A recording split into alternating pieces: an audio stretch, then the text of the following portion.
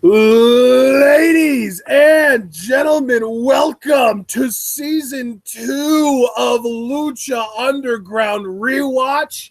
This is Episode 2 of Season 2, and we will be covering Lucha Underground Season 2, Episodes 3 and 4. John, a lot went down in these two episodes. A big reveal involving one of the members of the crew, some great exposition from Rey Mysterio himself, and just a whole litany of fun matches. So what did you think? Oh, I thoroughly enjoyed this set of episodes. Again, some quality matches, to your point. Some angles got furthered, and the cinematics, man, particularly one involving Aerostar, which has really been one of my favorites, really in the series as a whole of Lucha Underground. And yeah, I mean, I'm glad we get to talk about these two episodes on the same day that Lucha Underground has officially hit Netflix. So Absolutely, baby. Lucha Underground is finally on Netflix after, I believe, over a year of basically campaigning and harassing Netflix on social media and email and even phone call in some people's cases. I know you made a call or two to Netflix, John. But yeah, Lucha Underground finally hit Netflix today. It was this morning at 3 a.m. Eastern time or midnight Pacific, which I think is kind of what Netflix goes by.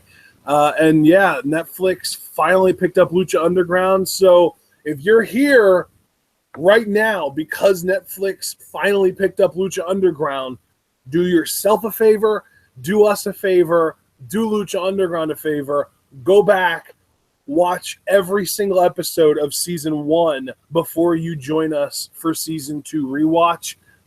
And in between those episodes of Season 1, watch each one of our Season 1 reviews.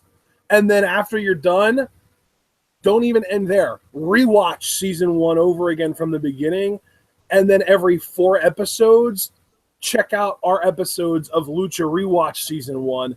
Then join us in Season 2. But still, you don't want to come to this series at that point.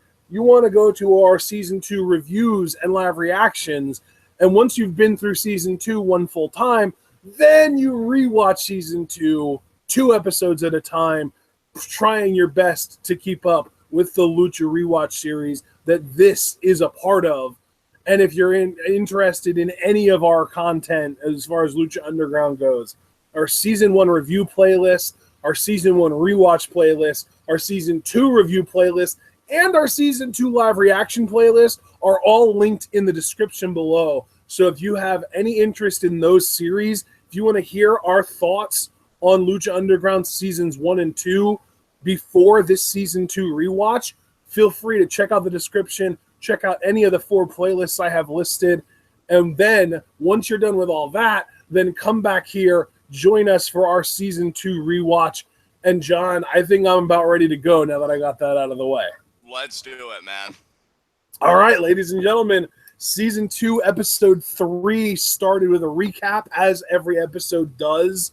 And then we got into our first match of the night, Bengala versus Cobra Moon, who was advertised to be debuting in Episode 2, so last week. Yes, the debut of Cobra Moon, where it all begins. Man, do I love her. I thought. Yeah, and for those of you who are only exposed to the 2 seasons of Lucha Underground that are available on Netflix, Cobra Moon right now in the current chronological Lucha Underground universe is one of the most interesting characters on the show. So do yourself a favor, and even if you don't, pay attention to every single move, just know that Cobra Moon, there's a little bit more to her than appears at first. I'm not going to spoil anything because I know that Season 3 is not available on Netflix, at least not yet. Hopefully it will eventually be. But yeah, Cobra Moon is a very interesting character, and a character is definitely worth keeping an eye on. Oh, absolutely. I feel like you articulated that perfectly. I thought this was a solid match with Bengala, who's also a lot of fun. Good look to him and everything. They had a great back and forth. And Cobra Moon, though, she wins with what Matt Stryker terms a snake sleeper.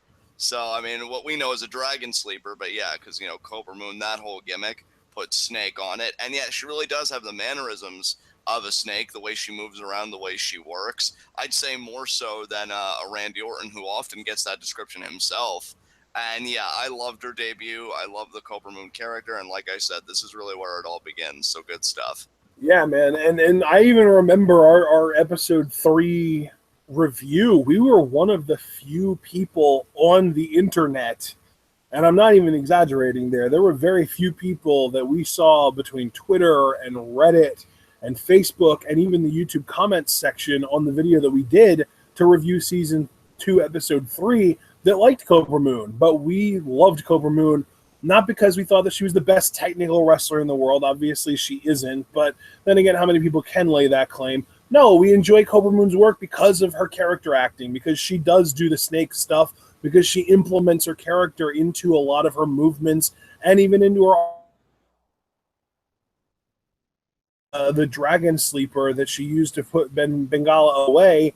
It's almost like a boa constrictor wrapping around your neck. So that's, again, more similarities between her and snakes. And I just think that the detail that goes into that is something that I need to appreciate, and I do. And just to be very succinct, because I want to touch on what you said about the character acting, that's Cobra Moon's like greatest strength. In a place like Lucha Underground, where I think character acting does have supremacy over everything else, if you have the character acting down, you're going to make a nice place for yourself in Lucha Underground. And yeah, again, no spoilers, going to be very vague, but Cobra Moon, don't be deceived. If you've got an impression from season 2, like, oh, that's it really only gets better. It really does. And yeah, she starts here, gets a win on her debut. That's a rarity too, because not many people debuting acts in Lucha Underground win on their debut, but Cobra Moon gets it done by submission, no less. Right, and I mean, I would hope if you are listening to us that you've already seen the entirety of Lucha Underground Season 2, and the point of the series is that this is the second viewing. And that being said, unfortunately, Cobra Moon Season 2 really doesn't amount to anything interesting. Like, even at Ultima Lucha, she doesn't really do anything. She doesn't really do much. But then Season 3 is when she really picks up. And I'm not going to spoil anything for Season 3 for anybody, because that is like the holy grail at this point, because, again, it's not even available on Netflix yet.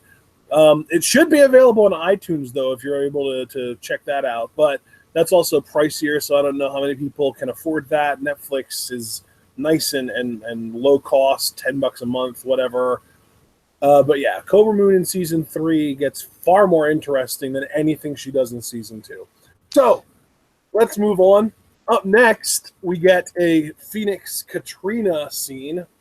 And the first thing that we hear is Katrina saying that she has to admit she still feels a little tingle down her spine when she feels Phoenix's presence.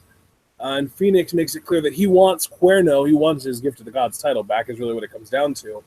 And then he even says he's going to destroy Mill, he's going to destroy Cuerno, and he's even going to destroy Katrina.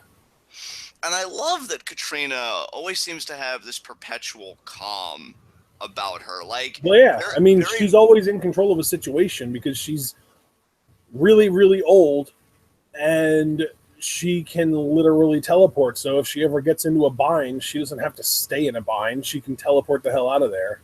I just love that because she has this calmness and this eerie serenity about her for the reasons that you just noted.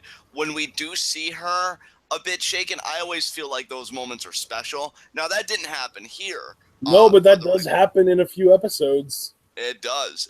And again, being as vague as possible. But I love the line that Katrina had here when Phoenix said he wanted Cuerno. She said, "Are you sure? Because even 1,000 lives have to run out eventually." Yeah. And I really appreciate that. So yeah, these guys, great chemistry. I mean, I don't know. Dynamic. Phoenix is probably still on 996, 997, somewhere around there. Yeah, he's got a long way to go. But yeah, just great dynamic between these two. I enjoyed the cinematic. But John, if you look at this graph, we can realize that Phoenix loses approximately 3 to 4 lives per season, and therefore, in order for him to actually run out of lives, Lucha Underground would have to go for a minimum of 250 seasons. This is a win-win for everyone, John. Indeed it is, good sir. Indeed it is. So then we got a flashback, and it's a literal flashback because it's from 1,000 years ago. It says a millennia ago. back in ancient Aztec times before technology was a thing, Aerostar is somehow chilling with this ancient Aztec tribe. Yeah, that's confirmation that he can time travel. And he says the tribes must be united because gods in the form of man will arrive in 1,000 years. And then the little girl that's there pretty much says that she doesn't think it can be done because I guess at this point in time the tribes are just so divided and fractured that it doesn't seem like a realistic expectation for them to ever be united again. Yeah, I love this cinematic, and it's one that I haven't forgotten about, you know, because the whole story. Honestly, this really laid the groundwork for a lot of future events, and not only future events that we've seen, but a lot of future events that we haven't even seen yet. Yeah, and that's the thing, like navigating the minefield, because I know we want to avoid spoilers, like this is still a cinematic that I think about because I don't think the business is done here yet. No, it's definitely not. I find it fascinating for the Aerostar character because I remember what we thought about Aerostar in season 1, and this I can talk about freely since it's so far, you know, in the rear view, where we thought, yeah, this guy's like a good hand, obviously like exciting in the ring, but I don't really know if like he has much teeth. And the way that Aerostar grows as well in this season and currently in season 3, I'd say he's one of my favorite luchadors, like at least top 10. Because when I see him, I feel like one, you're either going to get a good match, or two, you're going to get great narrative development, one or the other.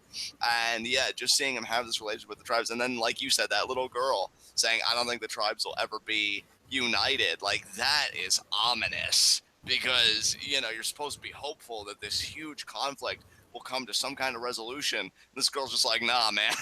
You know, this is the way it is. So I just love like, you guys haven't seen what I've seen. You don't know what I know. This is not going to happen. And see, this is why I love Lucha Underground too, because again, let's go back to Aerostar and our earliest notions of him. I love that the writing and that the rules that they've established, because Lucha Underground's such an open world. And they really say that anything is possible because we learn again that Aerostar is a time traveler. When you have such an open terrain and possibility has this kind of great fluidity to it, you can make virtually anybody interesting. And that's what I love about this promotion, because anybody else that could be, oh yeah, he's just a solid in-ring worker, but maybe he can't talk or maybe he doesn't have a look. Lucha Underground can compensate. I get very old school ECW vibes from that fact that they can take this person that may be really good at this or lacking in this, and it's like, okay, we'll help you. You're a time traveler now. Go do it. And it works. It works. Like, it's so good, dude. Yeah, man. Aerostar is a great talent in the ring. I don't know if he can talk or not because I don't think he speaks English. And right. I mean, I imagine he can't be that bad of a promo in Spanish, but we're never going to have to worry about that really because he isn't like out in the middle of the ring cutting these like impromptu, you know, off the top of your head promos like what you would expect from like a Pentagon Jr. Exactly. So, and that, I think that's the biggest thing about Lucha Underground that WWE can learn from, is to let the people who are good at wrestling wrestle and let the people who are good at talking talk, and don't mix the two so often. Yeah, and I know it may sound, you know, difficult to really implement, but if Lucha Underground can do it, and you see how much they can jam pack in 40 minutes. Oh yeah. With WWE's current roster depth, because I've always said I feel like they've got one of the just best locker rooms talent-wise. I mean, let's just be real. 2017 WWE is basically 2005 TNA. Yeah, it's over. Like, they've got the most stacked roster probably in the world, arguably like second or third best, but it is up there. It is stacked, and they just don't know what to do with it. And that's the sad thing. And that's something that I used to say all the time about TNA back in the early to mid 2000s. And now I'm saying it about the freaking biggest wrestling company in the world. And it's honestly, not only is it kind of depressing, it's kind of embarrassing too. Oh, certainly. I mean, look, I look at WWE, right, as this really polished looking military with all the most like weapon grade stuff, advanced tech, and yet no finesse. No strategy, no idea how to use it, and they fall apart. Meanwhile, a company like Lucha Underground, which is chugging along and got this big win with Netflix, they're using like bow and arrows or maybe like a cannon they acquire, but they've got the strategy, they've got the skill, they've got the finesse to maximize those weapons. And you see it. It is such artistry to me, and that really is the one word. If you could sum it up in a word, Lucha Underground commands this artistry that either you're going to get it, you're not going to get it, and it may piss you off, or you're just going to be like, you know what, I'm just so glad to have a WWE alternative. That reading early Netflix reviews, I can tell you a lot of people are. A lot of people were saying, like, that I read, like, man, this was so great after enduring, like, Raw and SmackDown for, like, all these years to have something like this. Yep. And, yeah, it's wonderful. Definitely.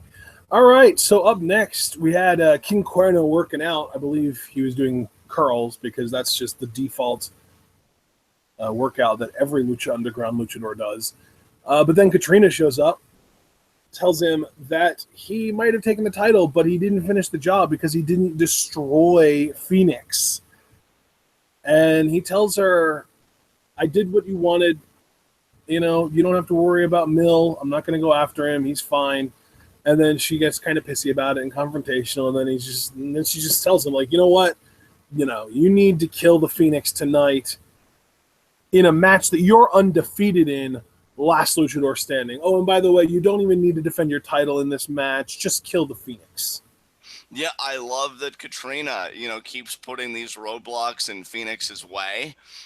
Even if you win a match, this dangerous against such a quality opponent as Cuerno, you really don't get anything for it but the satisfaction of a job well done. So enjoy that.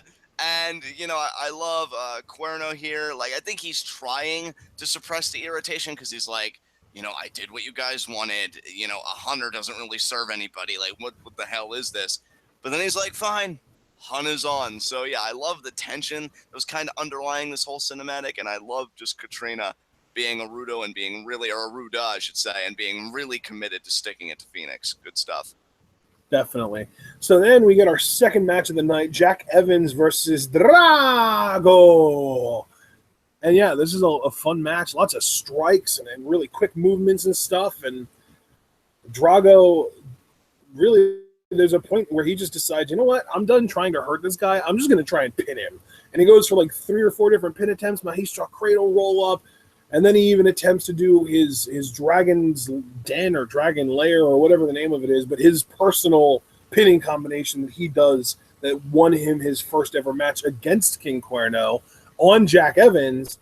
But Jack counters, gets the better of him, and wins this match with his bridging backslide.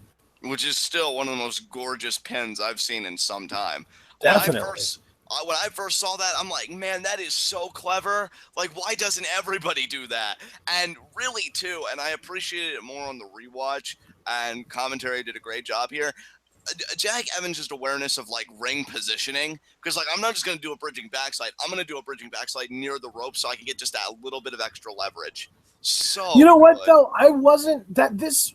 I mean, obviously, it's not like heat of the night or even nitpick worthy, but that kind of annoyed me. That, like, why did Jack Evans need to use the ropes in order to get this pin? Like, it added basically nothing to the pin, but it made it seem like he was cheating when he really didn't need to. I feel like it was a combination of, like, on the actual Lucha Underground part of, okay, we got to protect Drago and we got to further the feud. And then if you go in the mind of Jack Evans, maybe after getting hit with that blockbuster DDT, he's like, oh, fuck, I got to get out of here. And, right. He gets that win. But I love, the in-ring stuff was great. Jack Evans is ace. I freaking love him, and I think his stock's only going to continue to grow. And the promo he cuts afterwards, though, because Melissa Santos is like, your winner, shut up, let a professional do this, already better than the artist formerly known as Goldust, for my money. Shut the hell up. Exactly. I'd like to read this if we could all just shut up for a second. But yeah, Jack Evans goes, your winner, Jack, no, better than that, Jack, the Dragon Slayer, Evans. And I'm like, dude, you love yourself so much. And if anybody can sympathize with that, it's me.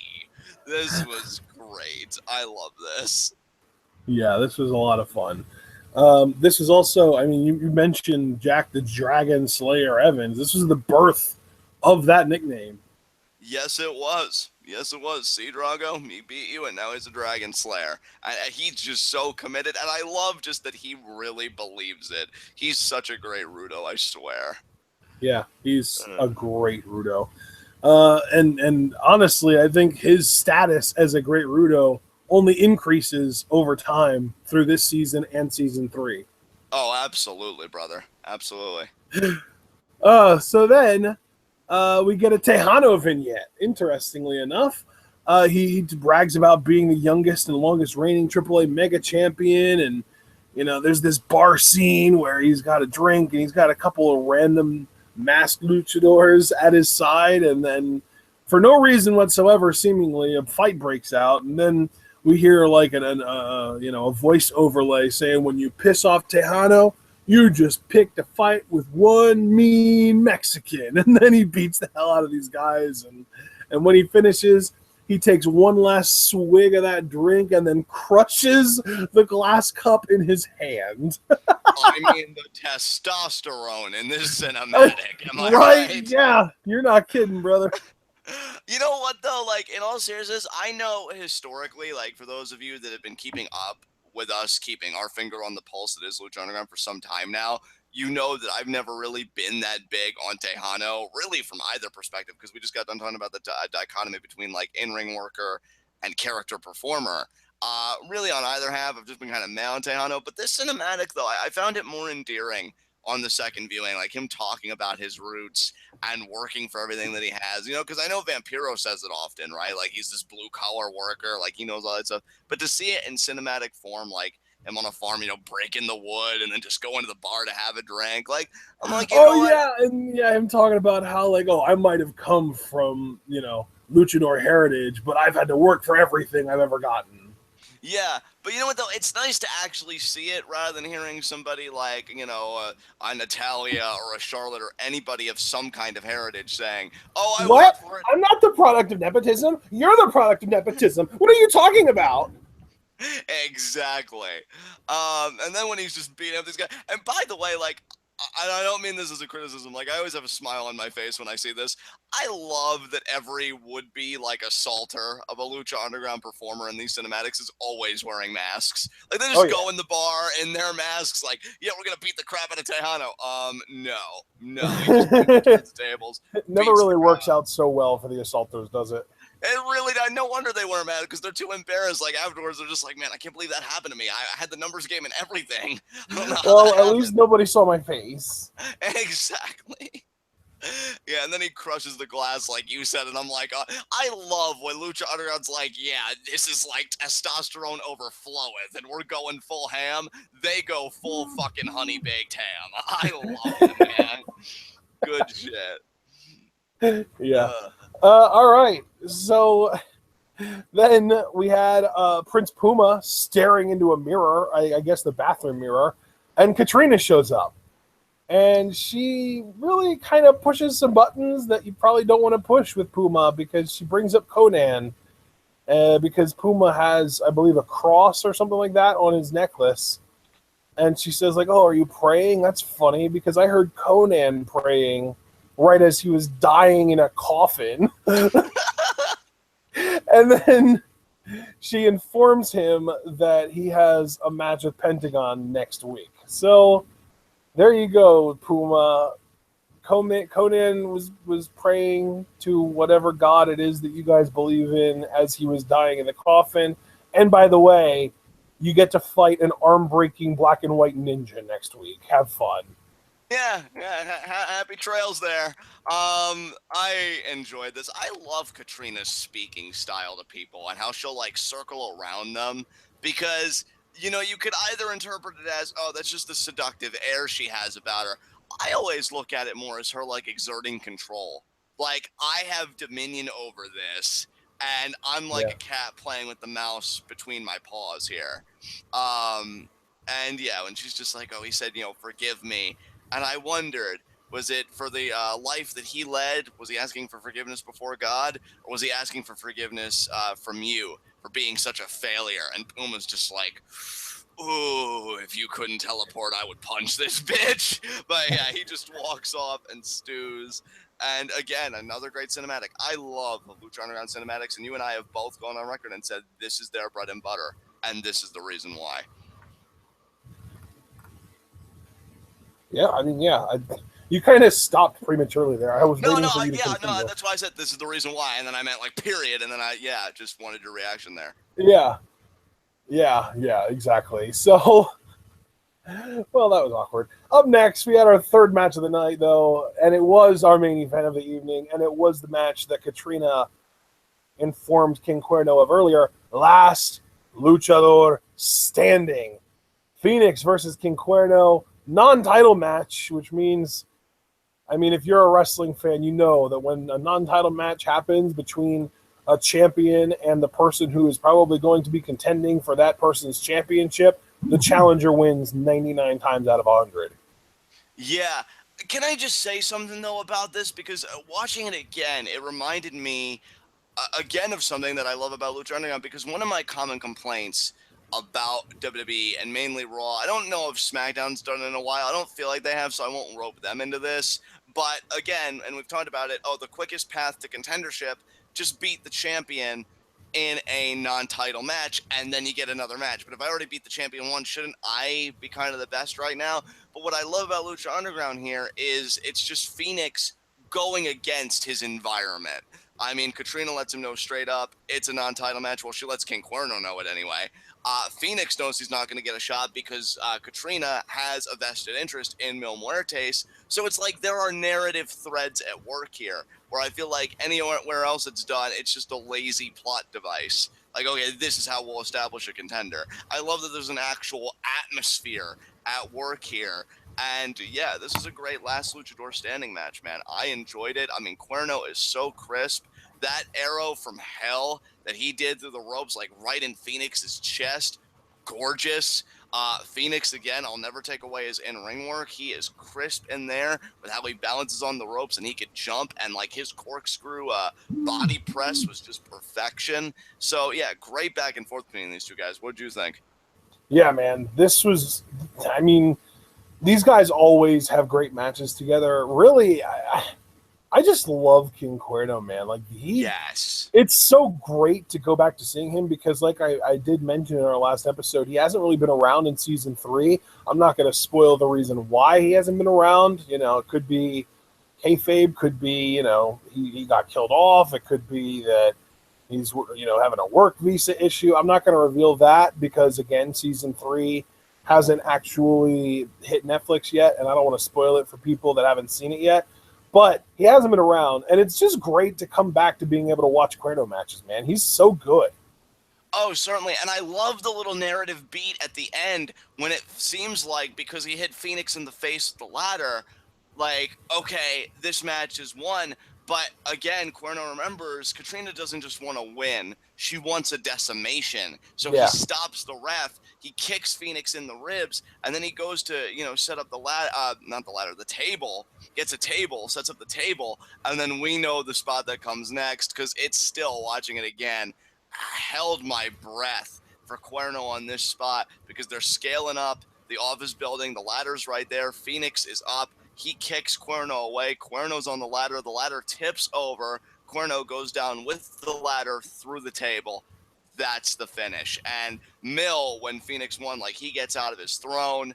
Phoenix is staring down Mil because they're eye level with him on the building. So great imagery right there. And man, for Cuerno taking that bump, all the respect. High spot till the end of time because that would have had me shitting myself. Just a great finish to this match. Yeah, man. Absolutely.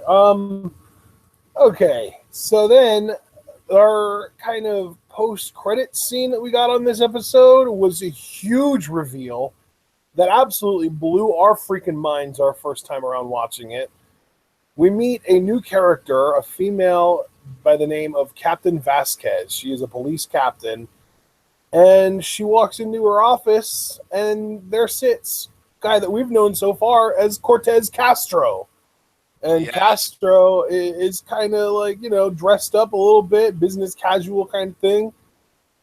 And she refers to him at some point in this little dialogue as Officer Reyes. not Officer Castro, not Cortez Castro, but we get the bomb dropped on us that not only is Cortez Castro a police officer, but his name isn't even Cortez Castro, and he's deep undercover, and Vasquez isn't happy with the job he's doing.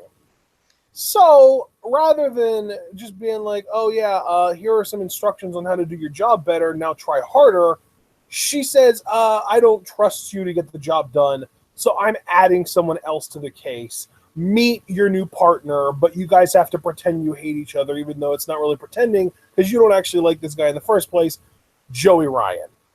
Who we would know, if I'm not mistaken, is Officer Meehan. Correct. And yeah, love this. Again, got to avoid spoilers, but man, this is the beginning of a great ride. A really great ride. And yeah, this revelation, I'm like, damn, Cortez Castro's actually working, the good side, law enforcement. And yeah, I think one of the biggest revelations that the show has done really in its entirety. We did not see this coming at all. And again, though, this is what I'm talking about. I said it earlier with the Aerostar cinematic. I say it again here. If you're thinking from season 1 and up to this point in season 2, oh, Cortez Castro, yeah, he's just like this thuggish type character, this hired hand, for Cueto, but he's kind of like that jobber, but, he's got that air of credibility because Cueto trusts him or because he runs in a pack. And then he immediately becomes exponentially more interesting with this revelation. That's creativity at work. That's writing at work. And yeah, blew my goddamn mind, man. So good. absolutely. All right, so that sums up episode 3. Do we want to kind of talk about anything that we didn't really hit on hard enough, or do we just want to move right into episode 4? We can move right into episode 4, dude. And episode 4, we get our recap as usual, and then the first scene is Ivelisse confronting Katrina in formerly Dario Cueto's, now Katrina's office. She wants a rematch with the Disciples of Death for the trio's titles. Katrina says no rematch clauses because I run the temple now and I don't believe in that shit. But there is another trio that wants a shot at the trio's titles, and you guys can face them tonight. Which, I mean, she didn't come outright and say it, but it's kind of left to us to assume that the winner of that match goes on to face the Disciples of Death for the trio's titles. Right. Yeah, I love this. Again, building the tension between Katrina and Ivelisse. I love when Katrina said you should be thanking Mill for the mercy that he showed you. And Ivelisse said, well, why don't you put us in there with your disciples? And they'll be thankful that the only thing we did was take back our trio's titles. And then, like you said, Katrina says, no, actually, because we don't do automatic rematch clauses in my temple. And that's a very interesting distinction to make between Katrina's method of leadership and Dario Cueto's, from season 1. So just really a great cinematic that I think touches on a lot of stuff. And again, most importantly, just this simmering hatred between Katrina and Ivelisse. Yeah, man. I mean, they really do not like each other at all. And the tension is palpable. It really is, my man. But that's all I got to say about this cinematic. So unless you have more you want to add, we can move on. Well, I mean, to be fair, we don't really change tone very much because we get immediately into the first match of the night, which is Ivelisse, Angelico, and Son of Havoc, the Unlikely Trio, versus this other trio that might be interested in the Trios Championship, the Crew, Cortez Castro, Mr. Cisco, and Chavo Guerrero. Yeah, so weird seeing these three together and knowing what we know now, but again, going to avoid spoilers. Just, it's very interesting seeing this incarnation of the Crew. Cisco and Castro, work very well. And of course, Chavo is from the Guerrero lineage. You're going to get somebody technically sound there. But Team Havoc, man, just a thing of beauty, especially on Helico. He lit it up in this match to me. His knee strikes are something to behold. And in an era where I think we're seeing a lot of those, with Kenny Omega with the V trigger and Shinsuke with the Kinshasa, I think you could put on Helico up there with having some ridiculous knees. And he lets everybody have some. He does ultimately get the win for Team Havoc with the double stomp, which is how they won the Trios Championships in the first place. 2 strikers point. I was really thankful he picked that up. And yeah, Team Havoc gets the win. Great match here to open up. Yeah, man. This match. I mean, it's funny because I feel like it's been so long since we've been able to watch Lucha Underground and talk about it. I almost forgot how much I loved Angelico, and it doesn't help. It doesn't really help the matter that he's another person who we've seen very little of in season 3. Now, granted, there have only been 19 episodes of season 3 so far, but I still feel like due to certain aspects, again, whether it's kayfabe or injury or whatever, we haven't gotten Angelico very much in season 3, and he blows my mind in every match that I do see him in. This was great. He was awesome in this. And that's why, like, I'm really hoping, his time will come one day when he really just explodes, because you see him Yeah. working here and he's so crisp and so on point. And I mean, hey, I also got to give love to somebody that really earned my heart, and like every time I saw him I loved him a bit more. Son of Havoc, man, that guy. And I would say it when we would cover Lucha Underground regularly, which, I mean, hey, with this Lucha rewatch, guys, it'll get you over the hurdle, and then May 31st, we get right back in the saddle. Um, Son of Havoc's so good. He has such a great physique, and yet when you see him flying around everywhere, you're like, oh my god, this is why I love wrestling. And of course, Evilise, who I feel like it was great seeing her back in the fold, because she only recently had that match with Mill, episode 1. um just great stuff from all three of them. And yeah, the crew, despite losing, Chavo is very pissed. He comes in, he starts giving shit to both Cisco and Castro, saying, like, what was that? I'm the leader here. But of course, that discipline session gets cut short because Tejano enters the fray. I think it even said in the cinematic in the last episode that he would be back next week. Well, this is how he chooses to return. He wants to lay waste to everybody. He gets a bull rope shot to Cisco, who was sacrificed by Chavo. Castro, I feel like, was laid out too by Tejano, and Chavo just gets away unharmed for now. So yeah, Tejano is pursuing Chavo, but Chavo escapes on this episode. Yeah, he does. That wily Guerrero nature, man, just so slippery. Damn you, Chavo! Indeed, Chavo, damn you. He just can't help himself, can he? He really can, dude. He really can't. He's like Shawn Michaels. He just turns on people. He doesn't even think about it. He just, one minute he likes someone, next minute he's super kicking him in the face, or in this case, abandoning them to be ravaged by Tejano. I mean, certainly the crew is so pathetic that I can actually side with Chavo here, and that's really saying something. I just can only imagine the little brief conversation between him and Cisco. Quick, Chavo, we can escape together. Too late, I'm protecting me. Wait, what? No! Bam!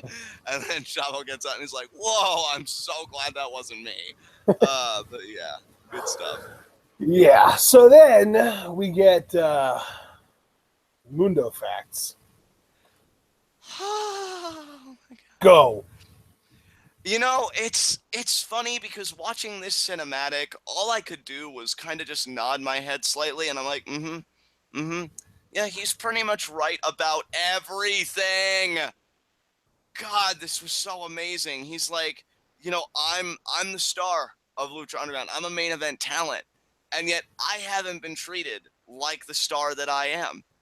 Ultima Lucha, for instance, I'm the opening match. That's not how stars are treated, but I still stole the show. And yeah, it cuts to like him beating Patron and then cutting that promo afterwards. You will never see him in this temple again, which that was probably the most babyface thing he's done as a Rudo. Another fact for you.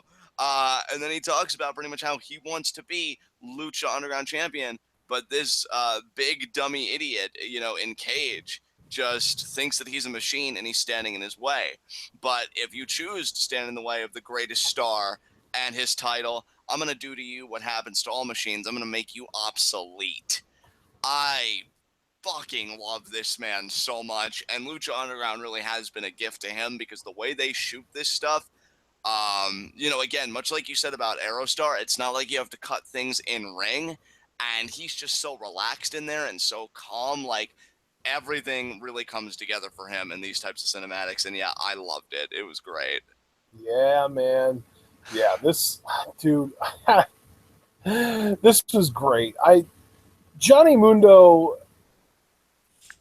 I don't even know what words to use to describe this man because, like, I know you're supposed to be like the big Johnny Mundo mark between the two of us, and oh, he's your favorite wrestler and everything, but like, I don't think people realize how big of a fan I am of this guy to the point that like when everybody else thought that he was trash when he was in WWE because, oh, he's just a spot monkey or, oh, he can't talk or whatever, I was one of the few people that legitimately liked him. And Yeah. then, like, of course, I discover that you exist. And not only is that just an amazing thing because obviously you exist, but also because now all of a sudden, like, I'm not the only person in the world that likes Johnny Mundo. Now, granted, I'm not nearly as passionate about my appreciation of Johnny Mundo as you are, or as blind about it.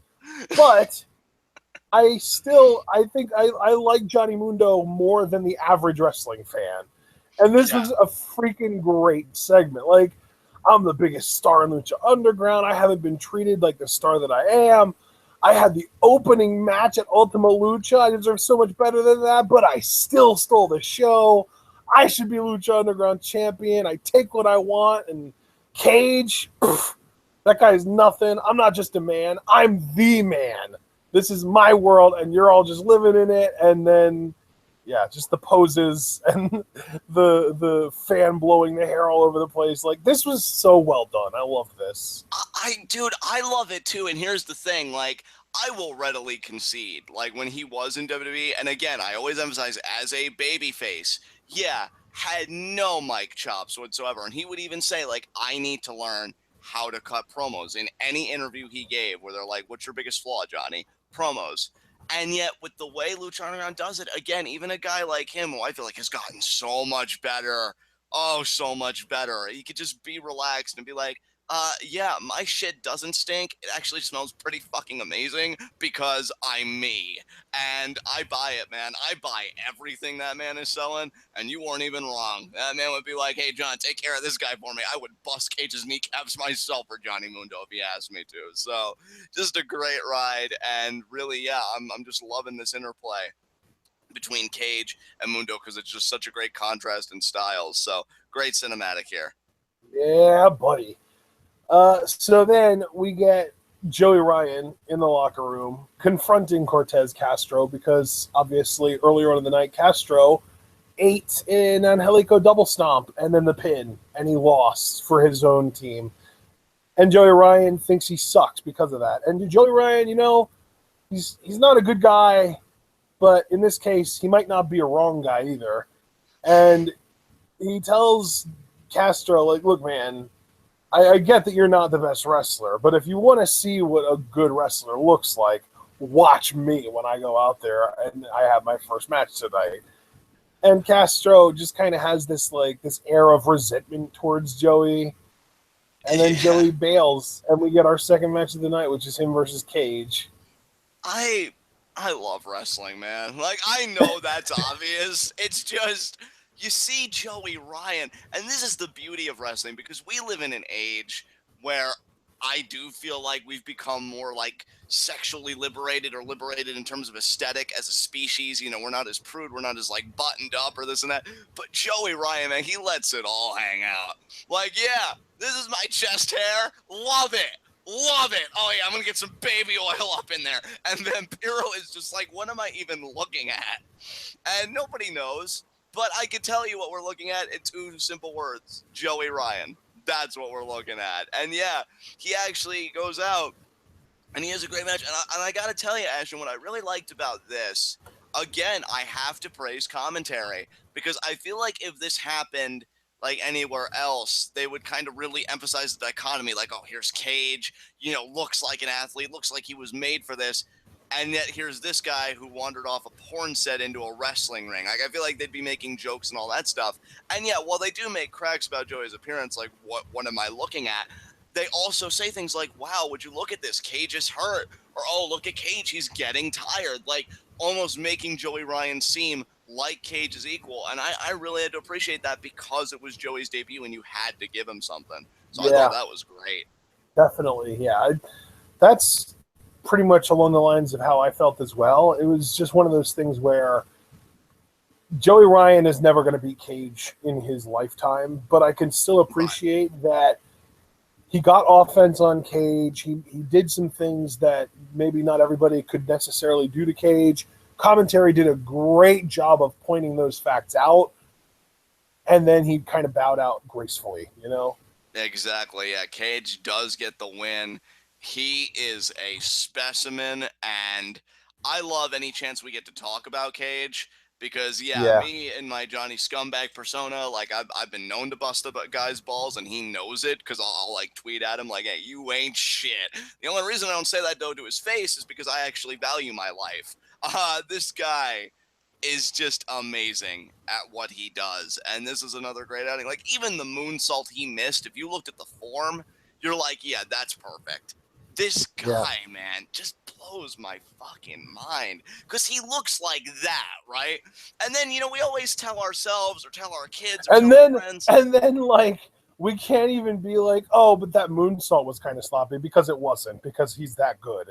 And that's just it. Like, I was even going to say, like, we either tell ourselves, our kids, our friends, whatever, oh, that guy may be X, but he's not Y. But when you're X, Y, Z, you're the whole goddamn alphabet, you have to look at your life and go, no, all along it was me that wasn't shit. Like, god damn.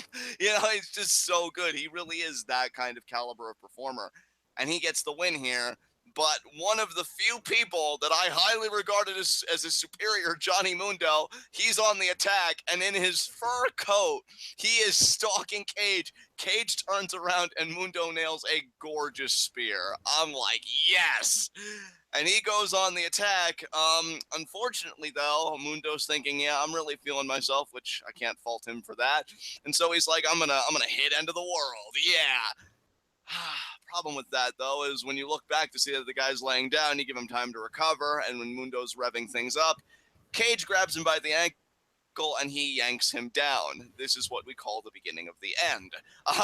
Cage goes for discus lariat. Mundo ducks. He tries for the flying chuck. But imagine a fly trying to get up in the face of a bear, and that's pretty much what kind of happened here, because Cage pretty much swatted Mundo in the form of, like, just kind of half a power bomb. And then he picks Mundo up again, and he's going for Weapon X, and I'm like, oh, Mundo's showing a little bit of resistance. Maybe he'll slide out. If by slide out you mean face eat canvas, yeah, that's precisely what happened. Mundo gets laid out. Great sell for Weapon X, which still, in my mind, seeing it again, I'd have to say is in like my top 50 favorite finishers. Maybe even like higher than that. But yeah, it's just gorgeous, and I believe it ending any match. And Cage says, hey, Johnny, if you couldn't hear it, they're chanting Cage. That's because I'm not a man. I'm a machine. And, doing that whole thing while Mundo lies so helplessly on that canvas. And I'm just like, oh, dear, that's not good. So what did you think about all this? Yeah, I mean, I love Johnny Mundo, but, it's funny because Cage beat Joey Ryan with a Steiner screwdriver, and then Johnny Mundo Steiner screwed his own driver. He really did. I mean, you seem like you're really trying to make that work, but you know what? Given how effectively the beatdown was on Cage's end, I'll give it to you because I don't care how you put it, how you phrase it. Cage was dominant here, and that's another great point you bring up. He wins with the screwdriver, but he ends things with Weapon X. I love that he has that kind of variance. He's so good. Cage legitimately has 4 different finishers. He has the screwdriver, he has Weapon X, but he also has the discus lariat, and he's won matches with that before. And he also has the F5, which he's also won matches with. Exactly. Like, he is one of the most versatile performers I think that the Temple has. And when I'm speaking with sincerity and I'm speaking with you as a part of TWitWoW, I will always, 100 times out of 100, give that man his due because he is a specimen. Jesus Christ. So, yeah, he gets the upper hand. We can move on, though, if you want. Okay, up next, we had Rey Mysterio Jr. and El Dragon Azteca Jr. sparring. And this was our exposition segment. And You know, the thing is with movies and with television shows, a lot of the time, I'm very much show don't tell. I'm very much, like, don't tell me that there's a god in this man's body. Find a way to show me that kind of thing. But in this case, I love that you are telling me what's going on by having Ray tell El Dragon Azteca Jr. Yeah. Again, this is the beauty and the richness of having a cinematic form and what you can do Yeah. with it. Because, I mean, we're seeing these guys spar, and Ray essentially says, like, I'm preparing you for war, and the ultimate goal is to unite all the tribes. Again, ringing back to Aerostar and the little girl that says, with all the hope in my heart, I don't think the tribes will ever be united. Even though I want it, my tribe wants it, and any sane person would want it, because we realize that these tribes at odds, that's like cataclysmic. That spells huge existential disaster, not only these tribes, maybe the world at large, given the forces that are being unleashed. And yet, that's pretty much what Ray is trying to convey to Azteca through their training. And again, this is a relationship that, as time goes on, only gets more and more intriguing and just has me more and more invested. I love this, dude. I loved it. Yeah, man. This was a great segment. Ray, this I feel like a lot of our kind of theories and ideas and like things that we're predicting are going to happen eventually and stuff like that. A lot of what we do as far as that kind of stuff goes, a lot of it is based on this segment right here. Like a lot of our predictions and everything are based on segments that we got in these two episodes, because there was the 1,000 Years Ago segment where Aerostar talks about the tribes being united and then gods in the form of man and all that stuff. And we still talk about that kind of stuff to this day, doing our reviews of current episodes of Lucha Underground, even though we haven't done one in a couple months. And then this segment where they talk about, Azteca, the original Azteca 25 years ago became like friends, I guess, with Dario Cueto's father, with Papa Cueto. Right. And they both wanted to find the descendants of the seven tribes and let them do battle once again and bring them together, but this time let them do battle for honor rather than having them fight just because they actually want to fight each other. But then Papa Cueto got obsessed with the dark side of the legend, and he wanted to appease the old gods, really going as far as to sacrifice his own young son and let a god inhabit his body. And that is the story of Matanza Cueto. And then they talk about the treaty and how they're never able to enter each other's realms again. And that Dario's father, Papa Cueto, we don't know if his name is Dario either. I don't know why, but for some reason I just had it in my head that it was like Dario Senior. But no, it's Papa Cueto. We don't know. Right. We don't know Papa Cueto's first name. But that he actually sealed the treaty with dark magic, which is why El Dragon Azteca knew that when he entered the temple, he was sacrificing his own body. And this is what Ray uses to really encourage El Dragon Azteca Jr. not to go looking for revenge, because their goal is to unite the seven tribes. But Azteca Jr.'s goal, and we would find this out further down the line, is to basically kill Matanza. Yeah, and again, I remember when we watched this the first time, and we did, that episode of TWitWoW, episode 4, and I said I find it very interesting because we've seen this before in literature or film, whatever the media, the dichotomy between the lessons of the teacher and the desires of the student. And you really see that here because Ray is trying to imbue in Azteca, temperance and courage and justice and, hero qualities. And Azteca is saying, that's all well and good, Ray. I'm hearing you, but I'm going to kill this bitch. He's very myopic in his vision, tunnel vision about I want to kill Matanza. I want to kill who killed the original El Dragon Azteca. And so that dichotomy, again, it's something that definitely takes on more intrigue as time progresses. And yeah, like you, I loved how expositional this was. I loved how it laid the groundwork for a huge part of the mythos that makes up Lucha Underground. And yeah, this was just superbly done. Yeah, man. Oh, this was so good.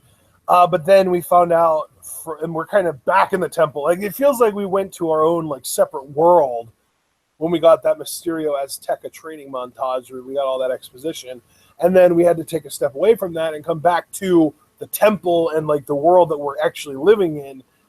And we find out that next week we're getting Cage versus Johnny Mundo. And by next week, in this context, I actually do mean next week because next week is when we're going to be reviewing episode 5 as well as 6 at the same time that we went live today, which is 3 p.m. Eastern time. And then we get our main event of the evening, Pentagon Jr. versus Prince Puma.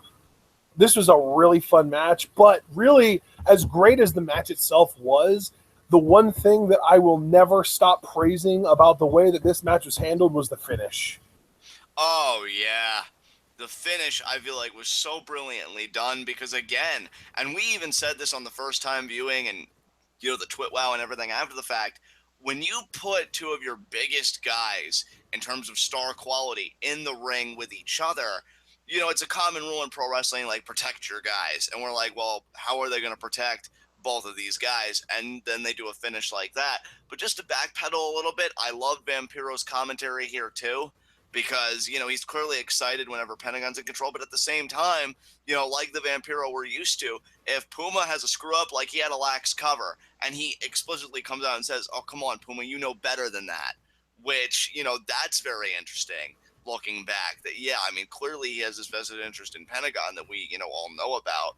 But I mean, damn, you know, at the same time, just saying, you know, I want good wrestling, and Puma, you're brilliant, you're better than this. What are you doing? Great back and forth between these two guys, and yeah, like you said, it all builds up to that finish of, you know, Pentagon having Puma in the submission, which I love that too, because he gets the package pile driver. So again, you'd almost feel like this is like a season 1 Cage kind of vibe, where if you wanted to beat Puma, you probably could have if you went for the pin, but Pentagon didn't care about winning, he cared about a sacrifice. And he took it Well, and to not only the heart. sacrifice, but Pentagon is really arrogant at this point. You know, like he's very kind of like, I'm the rightful champion of Lucha Underground. I'm better than everyone here. Bow down. And that hubris really kind of gets the best of him in this match because, I mean, like you said, he could have gone for a pin and he probably would have won after. Well, did he hit the 3-up, 3-down driver, or am I imagining things? No, he hit it. That's the thing. Like, he hit it, and then he goes right into the submission. Yeah, he could have gone for the pin at that point, but rather than going for the win here, he tried to show off, basically. And, you know, he locks Puma in the surfboard, and he pulls it up, and he's basically toying with Puma at this point. And it's not even a matter of a sacrifice, because if he wanted to get a sacrifice, he could have broken the arm and then gotten the pin afterwards. Or he could have gotten the pin and then broken the arm afterwards, which he's already done countless times before. But he was arrogant. He had hubris. He chose, rather than trying to win this match, he chose to show off and, you know, get cool points rather than getting a victory. And it cost him. He ended up losing because of it. And the way that he lost was absolutely beautiful because he had Puma up in the surfboard, and then he kind of dropped him backwards into a pin. 1, 2. Puma has the ridiculous core strength to be able to lift, basically bridge out of this surfboard and lift his shoulders up off the mat while Pentagons are still on the mat. 3, Pentagon loses. Yeah. Amazing. And it was like you said, just Puma able to fight out of his predicament at the last second with his ridiculous strength. Because, I mean, I was praising Cage earlier for just all of his natural ability, but you look at Prince Puma, my God, what a beast. Because you don't really think a guy that looks like he does would bring the power game, but man, does he ever. And yeah, it does get shown off in this finish. Now, Pentagon is pissed, so much so he immediately super kicks Marty Elias. So he gets taken out. And then he tries to take it to Puma, but Puma able to get out of it, and he kicks Pentagon in the head. And then here comes a moment that I really appreciated. Puma is teasing that he's going to break Pentagon's arm, but he says something to him, I guess pretty much saying, like, I could do this if I wanted to, but, you know, you're lucky, or maybe something to that effect. And he lets Pentagon go. And you know the kind of character. I mean, you were just making excellent points about his hubris. Well, if Pentagon had hubris before this match, he's brought all the way back down to level 0 after it because he realizes he was vulnerable. He realizes he was at the mercy of Prince Puma. And I just love it. I love how that was done. Yeah, man, definitely. And I feel like at the same time, the way that happened, like, it wasn't just that Puma got away. It was that Puma had Pentagon's livelihood in his hands. And if he wanted to, if he was less of a good person, he could have broken Pentagon's arm, and Pentagon would have known what it felt like to get done to him what he's done to so many others before. And honestly, with hindsight, maybe Puma should have done that. Yeah, maybe. Hindsight's always 2020, and yeah, it's just interesting that Pentagon does get spared because Puma, while he's going through a lot right now, having lost Conan and the taunts from Katrina, not yet. And this is another situation that Mill took great note of. Like, he was into it. I think he was wondering, like, is he going to break the arm or not? And when he doesn't, it's almost kind of like he calms himself. He's able to breathe. He seemed just as much into the violence as anybody else. So, yeah, I love that. This was so good. Yeah, man. All right, so I believe, we had one scene left, and it's one of the most iconic scenes in Lucha Underground history, in my opinion. Sexy Star running for her life. We don't see anyone chasing her, but she's running away from something, you're led to believe at least. And then the Mac shows up and kind of cuts her off, and she's panicking and freaking out, and Mac just says, "Who did this to you?" And Sexy says, "Moth." And then the Mac is like, "Oh, it's Marty. I'm going to kill that son of a bitch." And then Sexy's like, "No. Not him. Her." And then she's pointing at someone or something. And then the Mac gets the big old Mac eyes that he can do. And we cut to black. I love this. This was amazing. A Mac here especially slays it. Because, I mean, Sexy's all panicked, and she sells her fear, too. It is palpable. I love how everything slows down, too. And, you see that somebody's, got a hold of her, but, time almost slows down. And, you really don't know what's happening. And then you realize, oh, thank God, it's the arms of a friend. It's Mac. And Sexy is just so terrified, even for that split second. She's like, no. He's like, calm down. And then, like you said, who did this to you? And Sexy's just like... I love that. Yeah. Oh, man, that was great. Just like Moth. And, of course, like you said, Mac assumes it's Marty. I'll kill him. No, her. And then his face was like, oh, it can't be that bad. What the fuck? And just the eyes zoned in on at the end. This was just perfection. For sure. So good. Man, I love this show so much. Yeah, it's another, hit it out of the park moment for Lucha Underground, in my opinion. And that rounds out episode 4. I mean, again, 2 great episodes here in 3 and 4. And then next week with 5 and 6, I'm sure it'll be even better, but that's it for now, partner. So I got nothing more to say. I'm going to hand the ball back to you.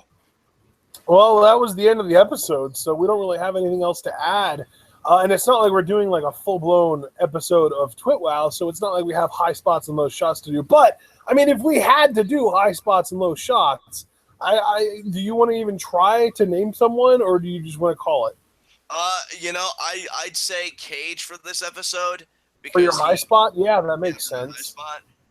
My low shot, you know what? I think I'd have to say Pentagon, because he lost a match because of his own hubris. You know what, dude? I'm going to go back and I'm going to listen to our Season 2, Episode 4 review, because I would be willing to bet that the people that you just picked as your high spot and low shot figuratively or, metaphorically or, if we were, hypothetically, I bet you those 2 guys got picked for at least one of our high spots and low shots during that actual episode.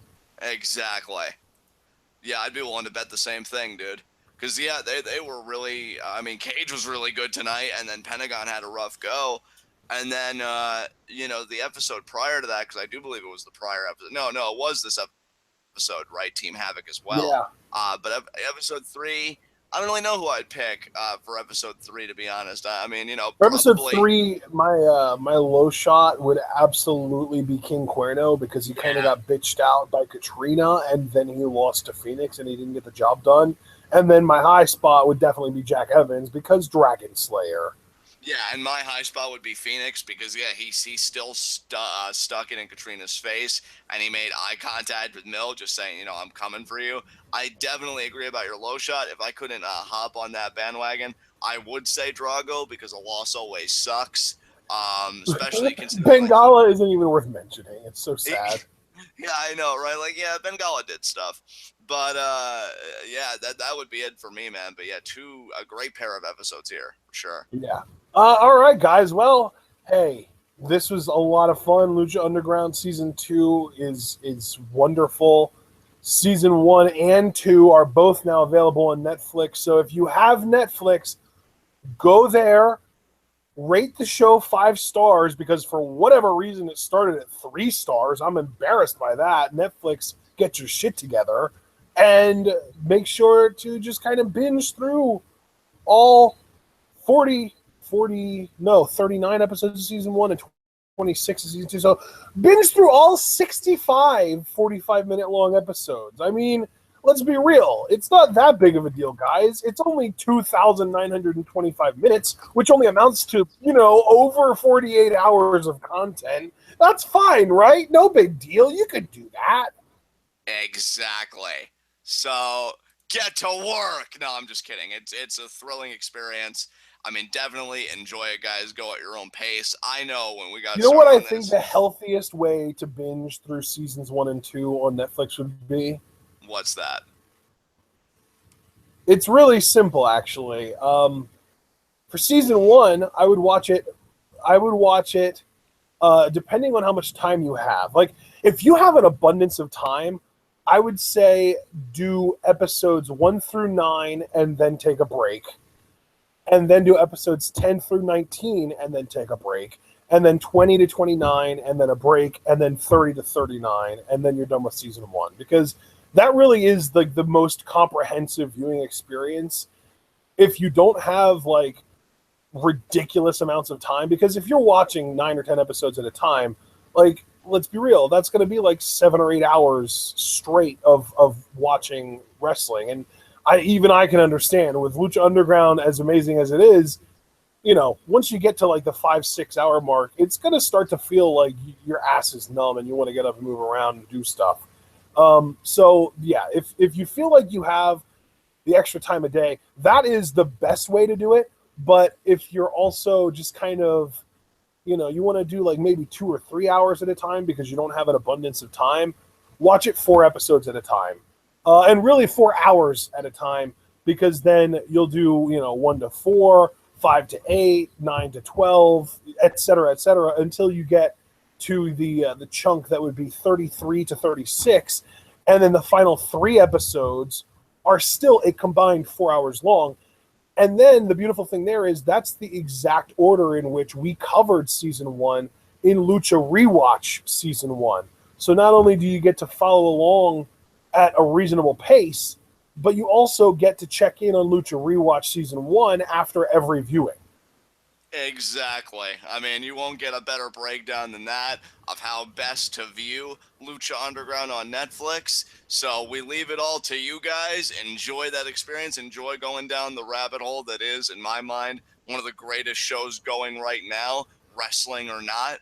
And the beautiful thing too about Lucha Underground is that it's not just great for a wrestling show. Like, we're not grading it on a curve.